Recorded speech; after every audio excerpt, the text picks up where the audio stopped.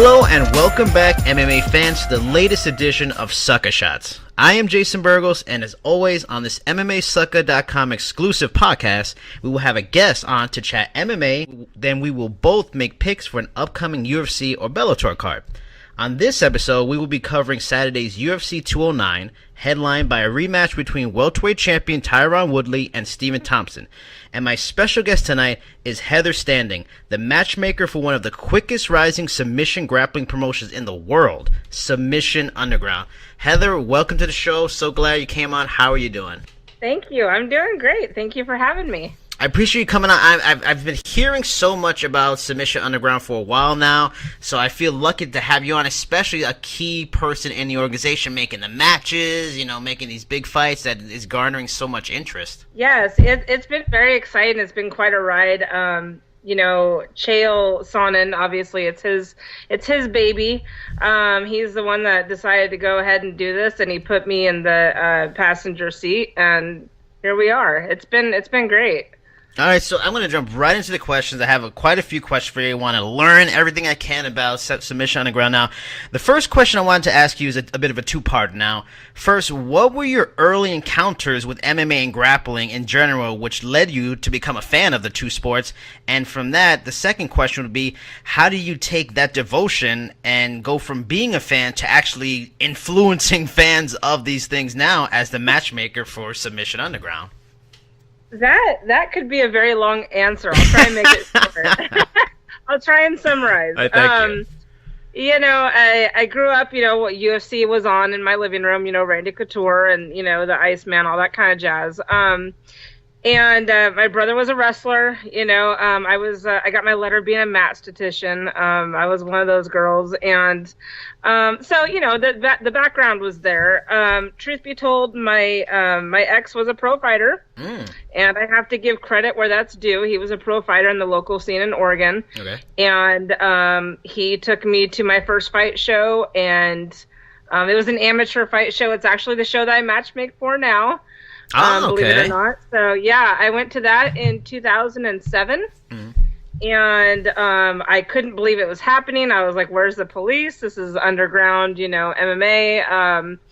And yet, it's awesome. At the amateur level, especially. I mean, that's just fun to watch. They're reckless. They have nothing to lose. Yeah, it's passion. It's all passion for them. There's no money involved. Oh, absolutely. Yeah, they just do it because they love it, and that can be really exciting. And so, things progressed one to another, and I was helping out at promotions that we were working with, and I became a matchmaker in 2013. I was kind of doing the event staff coordination and stuff like that, and he had been working for somebody, and he says, I'm going to take a break, but you can do it. And I was like, no. No, but maybe. I mean, I don't say no, there's like too much pride. I'm like, okay, yeah, I can do that. And I didn't know if I could, and it turns out I can. So, I spent a lot of time learning the local people. I'm really good with names and faces, and that helps a lot. And so that's been to my benefit. So I've been matchmaking, for almost 4 years now, and this is with Full Contact Fight Federation. You were doing it for 4 years. No. I've been doing it with the Full Contact Fighting Federation since July of 2015. So, okay, a half-ish, yeah, and they just celebrated 15 years. Wow. My first show there in 2007, I think, was Rumble at the Roseland 33, and this one is going to be Rumble at the Roseland 91 on March 18th. So yeah, a lot of history at the Roseland Theater in Portland. And it's owned and operated by Kevin Keeney and Chael Sonnen. Okay. So that kind of ties into Submission Underground. When I came on board and became the matchmaker, it gave them the opportunity to kind of look into other ventures, including, a grappling event. And yeah, I'll be honest with you, Chael. I got an email one day. I don't know if I should tell this story. Yes, tell it. Yes. Chael is he can be a very spontaneous, fly by your seat kind of guy. He has these incredible ideas, and half the time he mentions them, and I'm like, no, no, no, no, no. And, he's like full bore ahead. He's already a mile down the road, and you just kind of go along for the ride because you have to trust him because his ideas are, for the most part, brilliant, know? And this one's been no exception, I mean, he emailed me one day and he says, hey, we're gonna, the way he's very short in his writing. I mean, you'll be lucky to get 2 sentences out of him. He's a busy guy. That's funny because he's very long in his talking. To be short in his writing is very different than what you know. Yeah, it's true though. I mean, to him, he's got a team in his corner, and and he just tells you what needs to be done, and you do it, and life is good.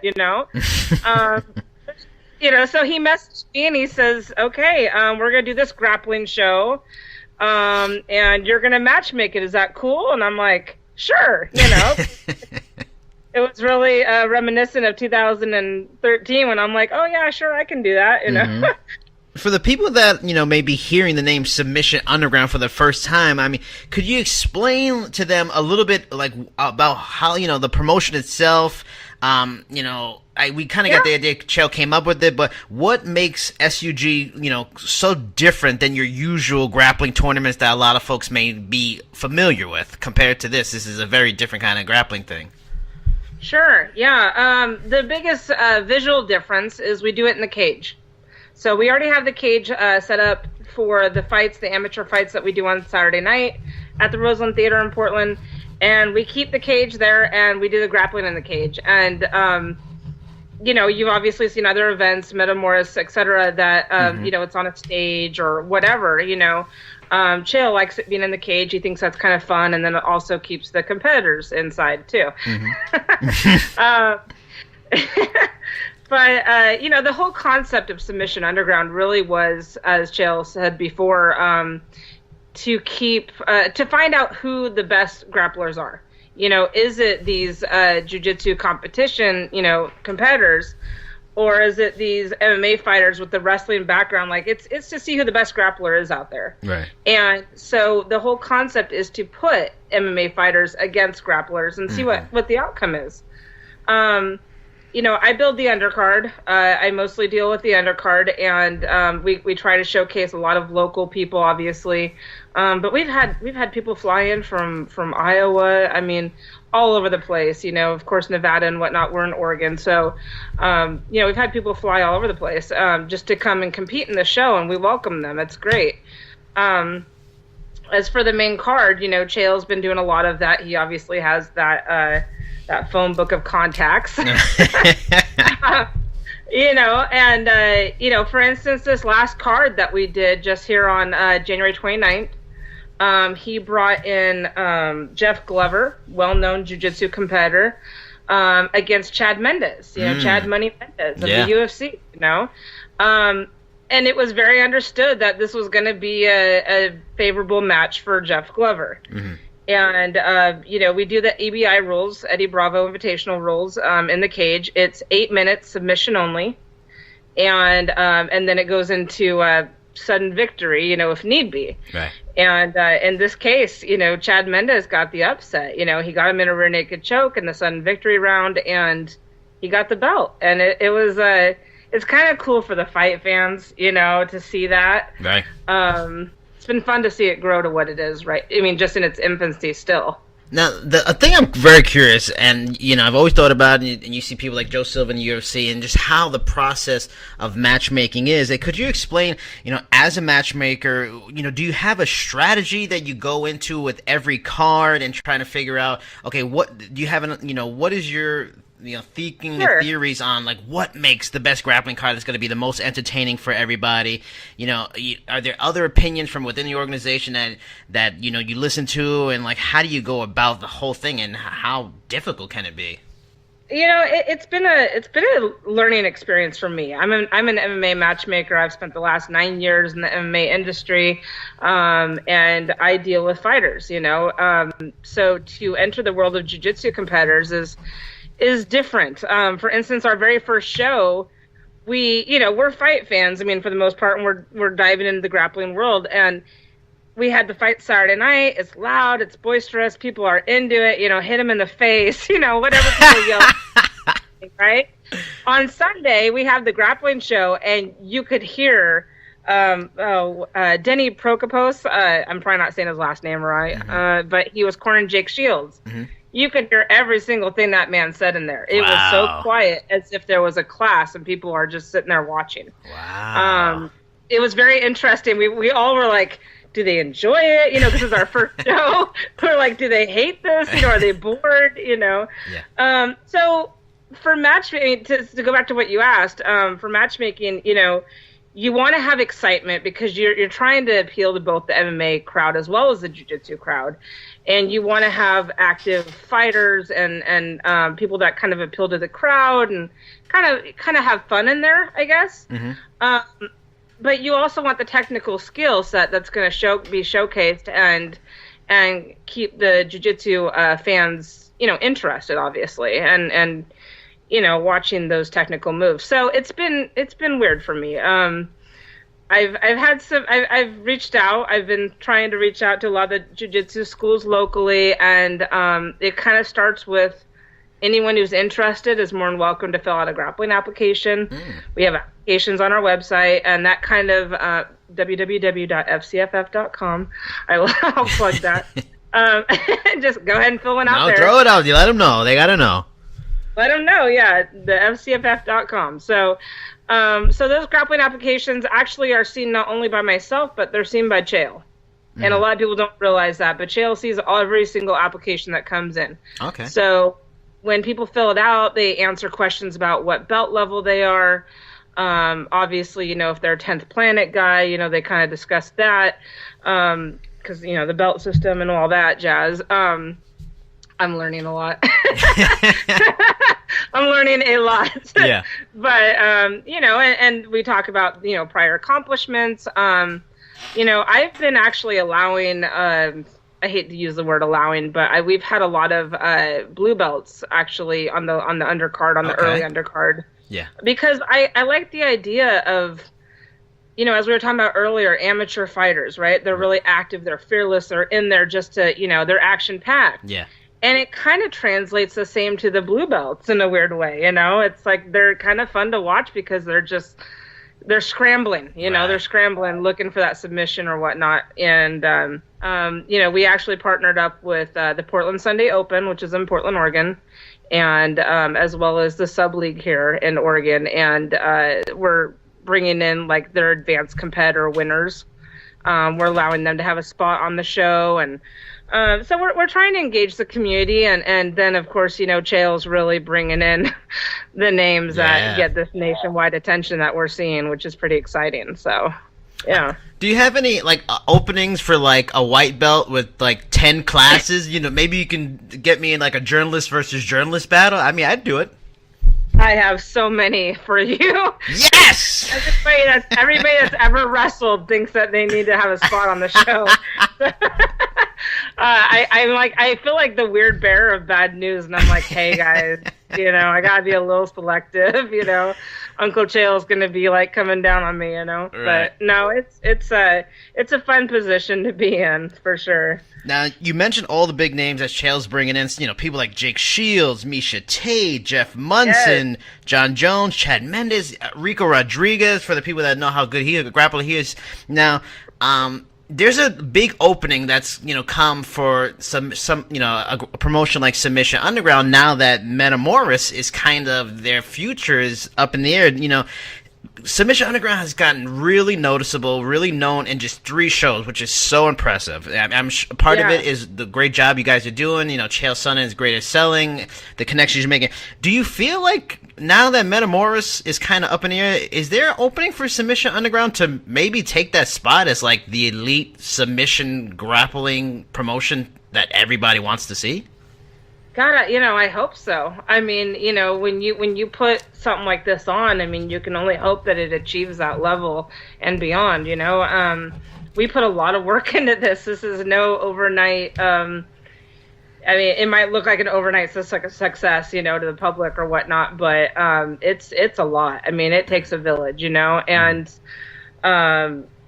Chael is fun to work with, and obviously we're working with Flow Grappling. Mm-hmm. We're streaming through them, and so there's a lot that goes into that. And then, like you said, we're bringing in these huge names, which for me, I've never dealt with. And yeah, it's impressive. It really is impressive. I mean, have John Jones versus Dan Henderson main event. That was almost a UFC title fight. You guys got what the UFC couldn't get. Yeah, I what was it? UFC 154 or something? Yes, the infamous. Yes, I mean, I gotta tell you, I got lots of Chael stories, obviously, but please tell them all, please. Everyone wants to hear. I asked him, I'm like, can I go on these podcasts? And he's like, yeah, do what you want, Yeah, like, he's got his own. What's he gonna say? Yeah, I know. No, he's such a great, fun boss to work for. He makes you feel like, this is amazing, and it is, No, he messaged me. It must have been, the guy doesn't sleep. I'll start there. The guy does not sleep. Every time that I think that I'm overworked and I'm just like hustling day in and day out, because I have a full-time day job plus these 2 shows that I'm working on. And every time that I think that I'm just exhausted, the man is running circles around me, just without a doubt. Yeah.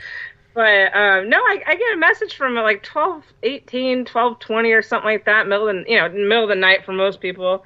And, and he's like, hey, you'll never guess who we got. Uh-oh.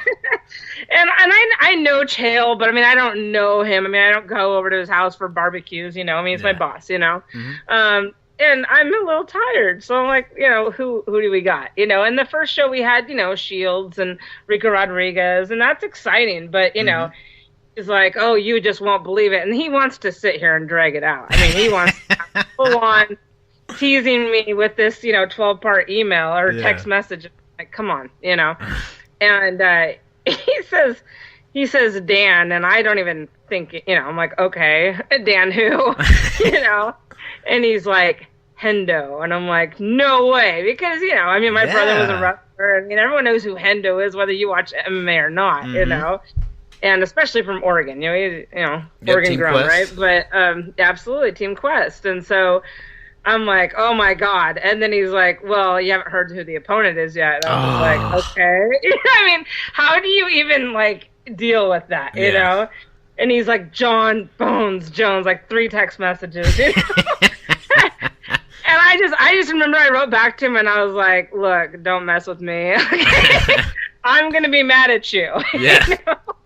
And I couldn't sleep. I mean, there was not a chance of me sleeping that night after that.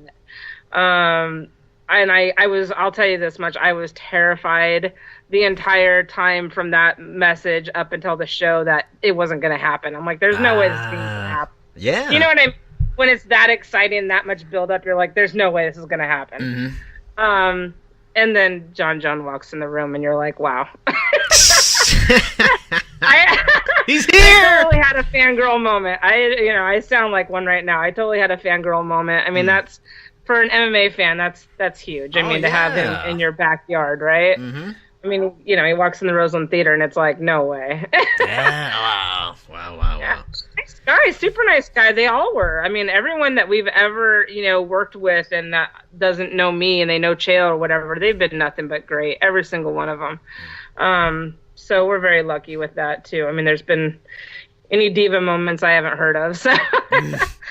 So that's good. So Submission Underground 4 takes place in May in the Roseland Theater in Portland, right?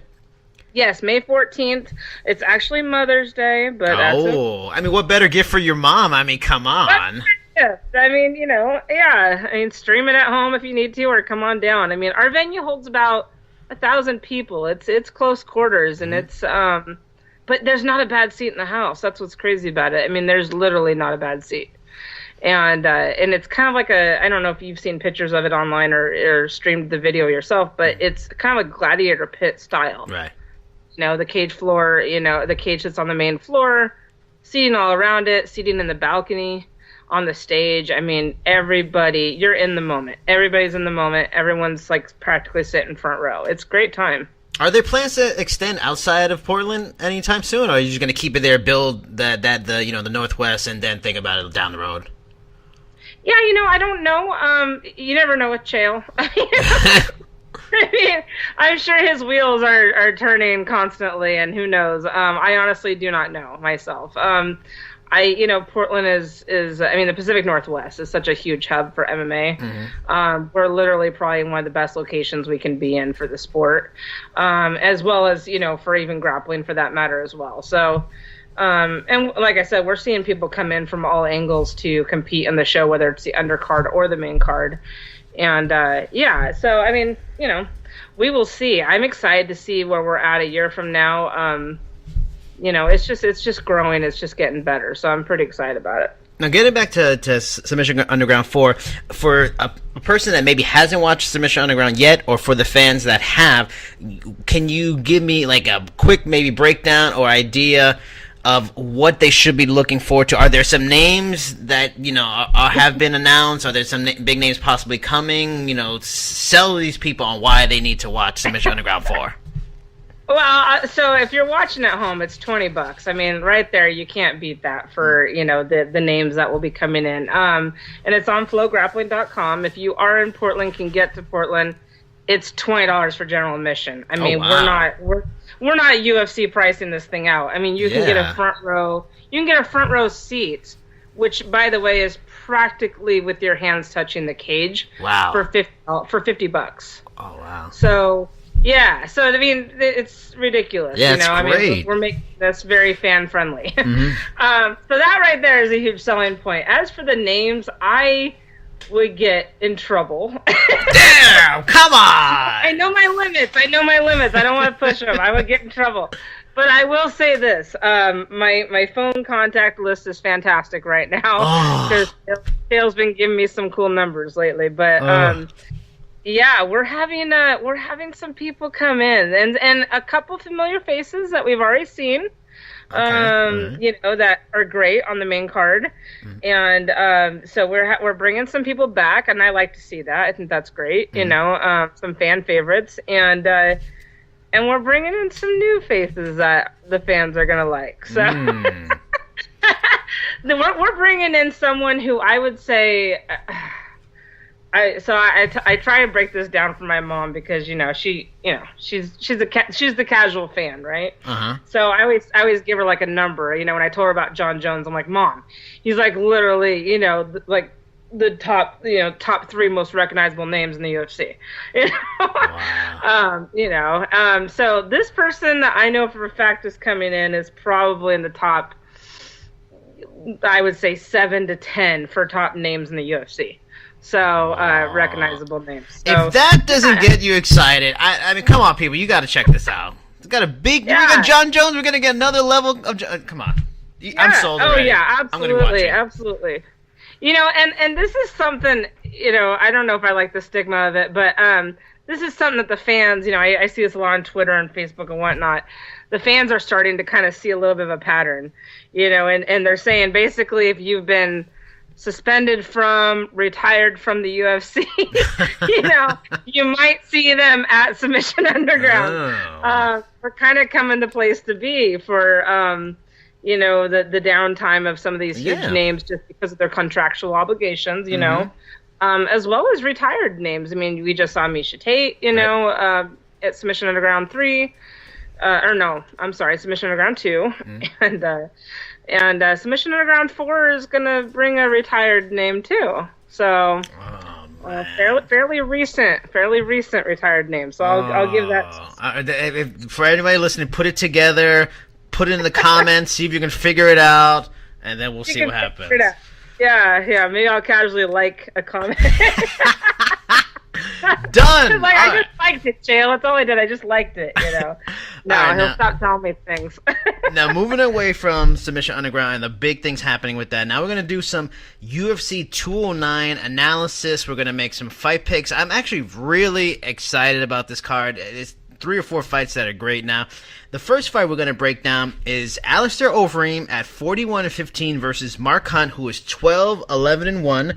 Overeem is coming off of a first-round KO loss to current champion Stipe Miocic. That followed a 4-fight win streak with some wins over Junior Dos Santos and Andrei Arlovski. You also got Roy Nelson in there. He has 38 finishes in his 41 victories, 18 by TKO, and 19 subs. So this is a guy who gets submissions, and he gets TKOs, and he gets finishes in general. Now, for Overeem, he also has 15 losses, 10 by TKO or KO. We kind of already know Overeem's chin is a bit of a problem. Now, as far as Mark Hunt goes, he's 2-0-1 in his last 3. You know, we all know about his last fight, the overturned no contest against Brock Lesnar. 9 of his 12 wins are by TKO KO. His only losses since 2012 are to Junior Dos Santos, Fabricio Verdum, and Miocic. So his last 3 losses are to the champion, the former champion, and a one-time champion. Now, Overeem has a 6-inch height difference and an 8-inch reach advantage, which I thought was pretty interesting. I was wondering if, you know, that will play big into it. You know, some of the things I was wondering was, will Overeem try to exploit, you know, the one clear weakness Mark Hunt has in grappling? He did it when he fought Stefan Struve, who's a much bigger man, so this is a smaller man. You know, and the other big question, can Overeem do enough to stay safe and keep his chin out of danger for at least 3 rounds against this killer Samoan? Heather, what do you think? What do you think of this pick? Who are you picking of this fight?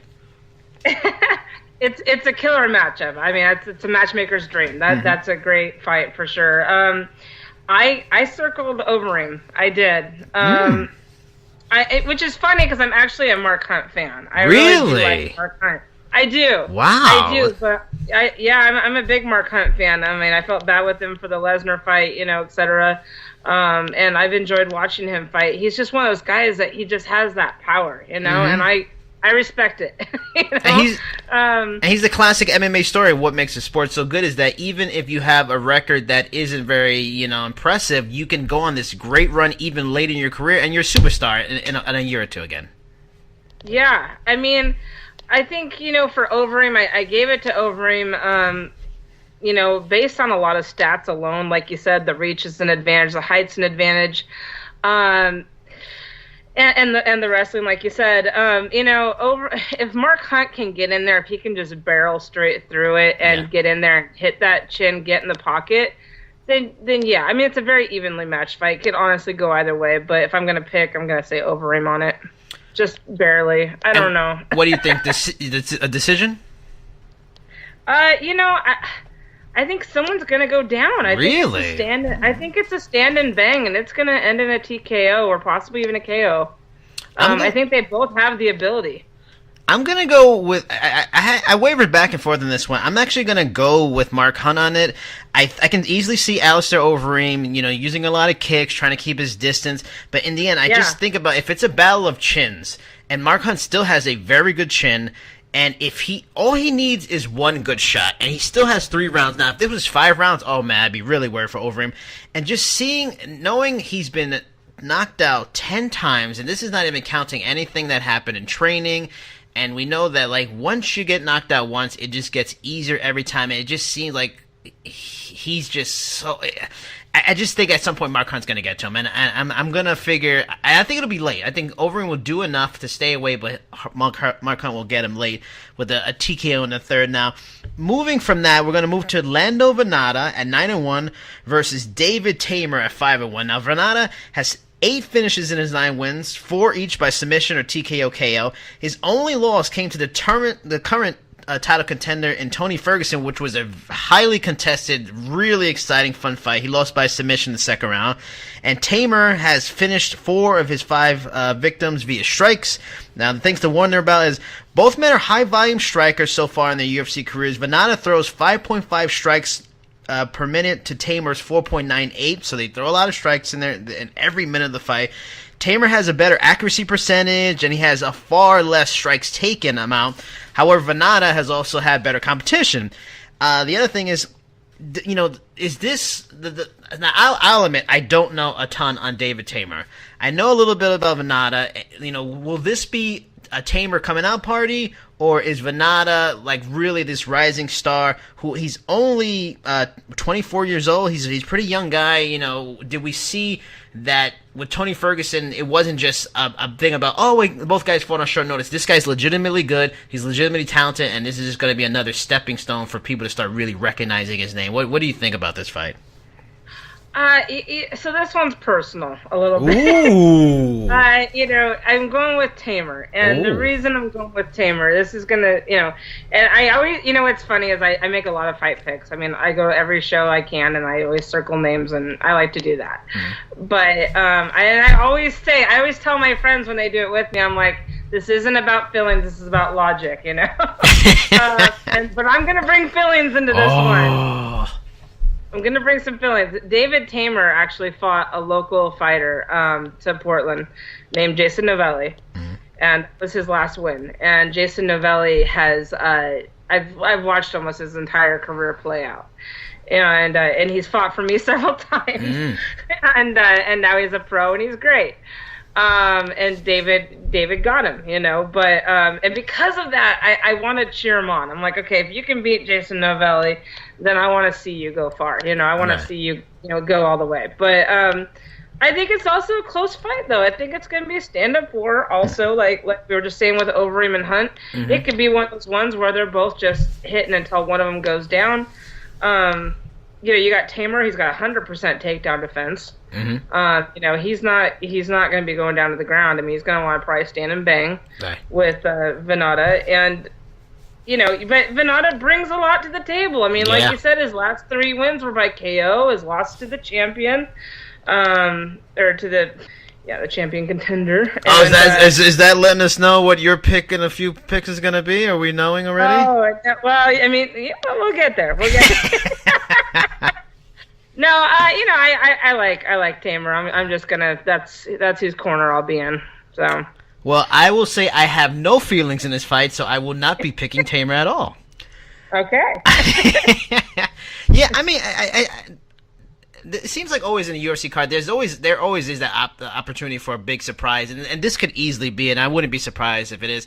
But I'm always in favor if it's a battle of younger guys and they're similar, points in their careers or experience levels, with a person that's like controlled chaos. And Venata's like controlled chaos. He's very unorthodox, very wild strikes, and that's why he was so interesting against Ferguson, because Ferguson again is kind of controlled chaos. Like he's all over the place, but he knows what he's doing, and he can pop out some interesting stuff. So.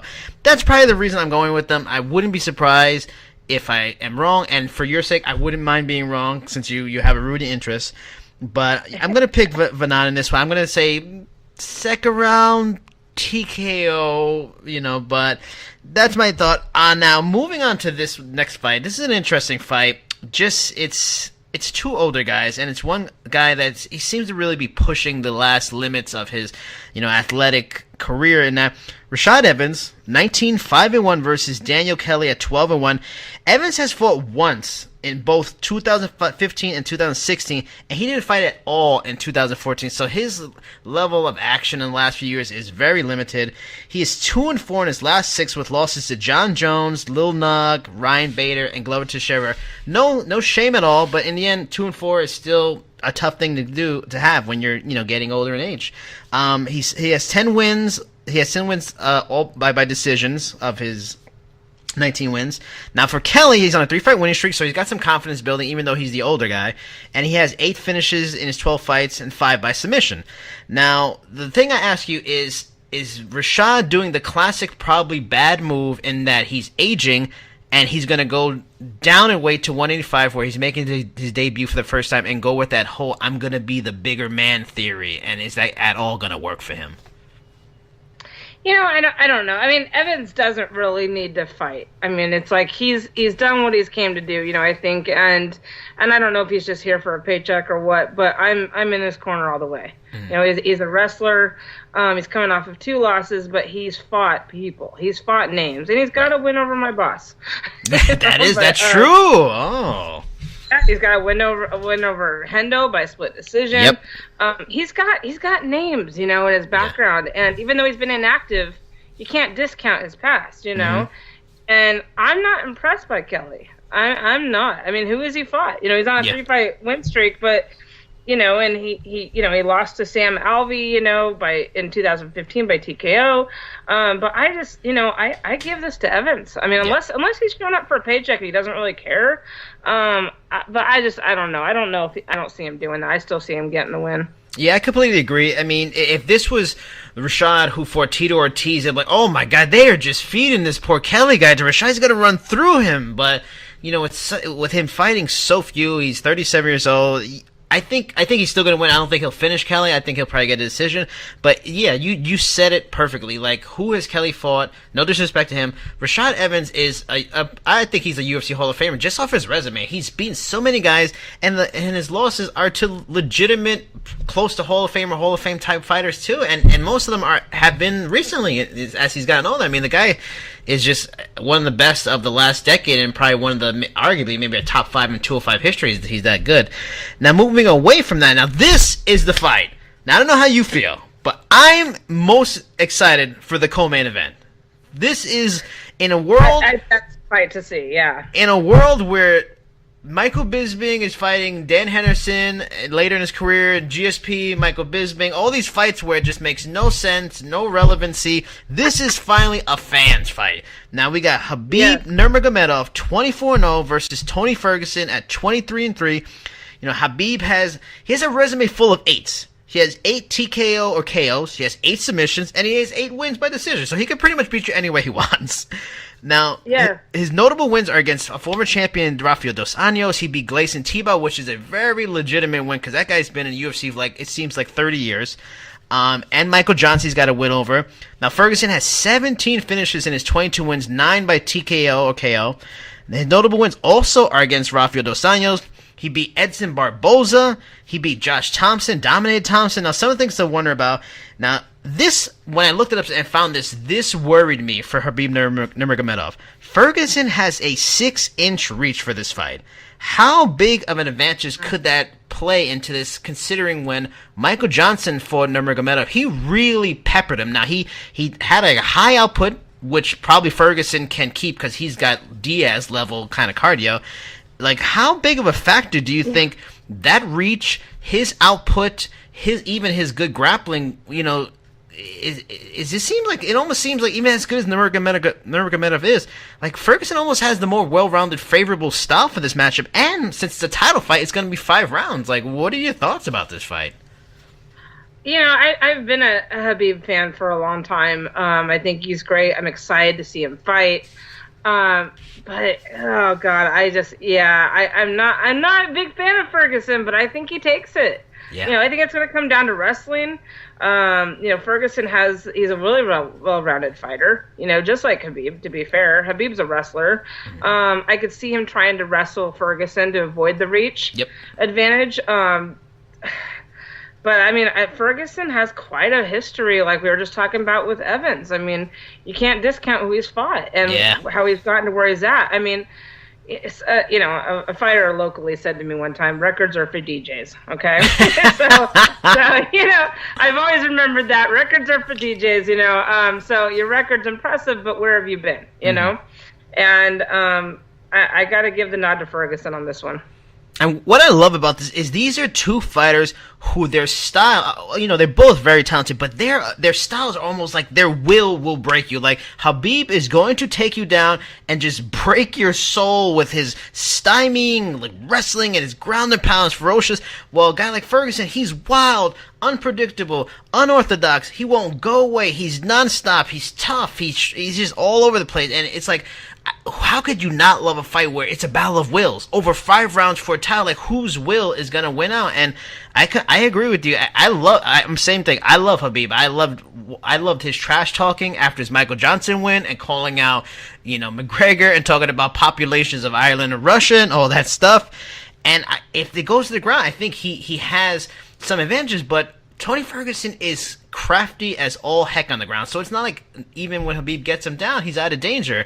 And on the feet, I still like Ferguson's chances. I can see it being a fight where Khabib dominates the early rounds, but since it's 5 rounds, I can see him getting a late, submission, like in the 4th round or something like that. Like, you're picking Ferguson. Do you think he'll finish him, or do you think he'll get a decision? I think he'll go a decision. I don't think it's an easy fight by any means for either one of them.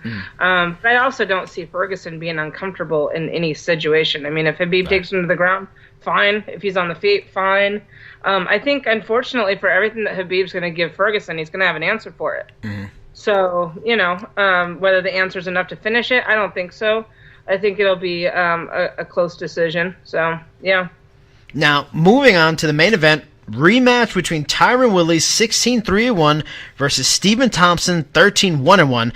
Now, since coming to the UFC, Woodley is 6-2-1 with big wins over Carlos Condit, Robbie Lawler, Stun Gun Kim. Now, he has 11 finishes in his 16 wins, 6 by TKO KO.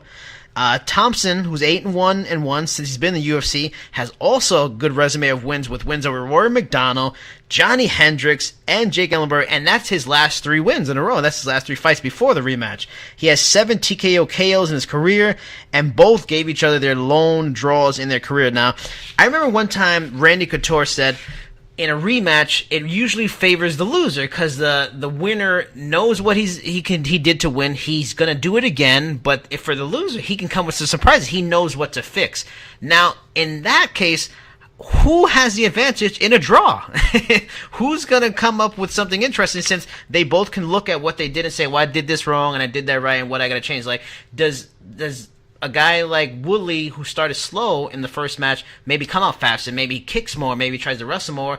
And does Stephen Thompson have some more interesting kickboxing Muay Thai tricks for him? And, going into this, first question, going into the first fight, who do you think was going to win the first fight? It was a crapshoot. I mean, it ended in a draw, and that was fair. I mean, I think I would have given the nod to Woodley. I'll tell you this much, Jason. I hate rematches. I'm the matchmaker that in Oregon that everyone knows that I do not like rematches. Every time that someone loses a fight, 9 times out of 10, they want a rematch. They want to avenge their loss, blah, blah, blah. Right.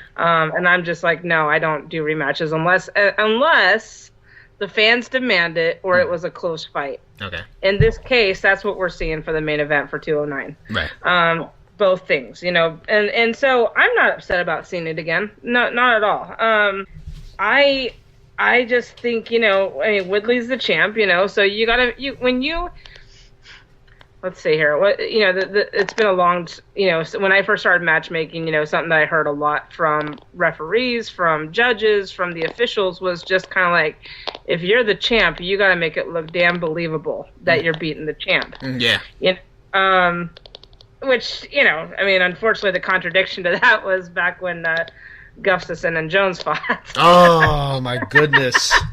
Goodness. He made it look believable, but that's here nor there. Yeah. I didn't judge that night. But, for this one, it's like, I think in the rematch, Woodley is just naturally going to have the nod. He's the champ. Mm-hmm. He's the guy to beat. Can Thompson do it? Sure. Yeah, he can. But I think Woodley's really going to cement that finish. I mean, or maybe not the finish, but I think he's going to cement that decision, that he is the champ, and I think that he's going to get the nod on it. I think he's going to win. So, what do you see? He'll get, what round do you think he would get a finish, or he would get a decision? Oh, I see it being a decision. I mean, still, his losses are by decision, so that's a little scary for him. Yeah. But he's someone that kind of, he TKOs or decisions. I mean, the guy is not really a submission artist, but I don't see it being a finish. Honestly, I think it's going to be another decision again. I mean, Wonder Boy, he's rightfully in this fight. I mean, he definitely is that top contender to be in this fight. So. The only unfortunate thing about this is, just like my boy Jacare, I feel terribly for Damian Maia. That's the only bad thing about a rematch. Even as deserved as this was, now Damian Maia has gotten put into another dangerous fight. He's not going to get a title shot again. But that said, it's a tough one. Like the first one, I wasn't sure. I went with Woodley just off of the explosiveness, and I figured at some point, Thompson was going to go against a wrestler who would finally get him down and try to wrestle him. Yet Woodley really didn't do that. He played it very careful, tried to counterpunch, understandably so. He doesn't want to get caught out there. He's been, hurt a couple times in his career, one against Nate Marquardt. But, I just feel like he still has a style that's good enough. Now, while Thompson is very, elusive, and he's long, and he comes up with the interesting stuff. He's gotten in there to see it. That's why I've always been fascinated about somebody getting in there for a rematch with John Jones, which never happens. Because once you get in there with the style, and you know what's coming for something so unorthodox, I think you're better prepared. Sort of like Shogun versus Lyoto. Like, he was very patient the first time. The second time, he's like, that's it. I'm coming in and I'm going right at you. You know, so Yeah. I'm curious. I would think Woodley is better prepared, and his base styles of his explosive athleticism and wrestling is enough to win the fight. And I'm gonna pick the same thing. I'm gonna go decision. I think there will be controversy. I wouldn't be surprised if it's a split decision because it's so close. But I see the same way. Now that we got all our picks out of the way, I just want to thank you so much, Heather, for coming on and, you know, teaching me, taking me to the learning tree on Submission Underground. I'm actually looking forward to Submission Underground 4. I want to see it. I want to see if anybody in the comments can maybe figure out the clues. There may be a look into that. But is there anything you want to plug, be it Submission Underground or Full Contact, and let everybody know your Twitter, you know, all your social media, and also let any fighters or, you know, promoters or managers that might be out there that want to get their fight on Submission Underground, also how to contact you. Yes, absolutely. And you know, I'm the easiest one to get a hold of. I'm the one that gets contacted the most because Chael is a busy guy. You know, so once again, the best way for everyone to see it, Chael and myself to see it, fill out that grappling application.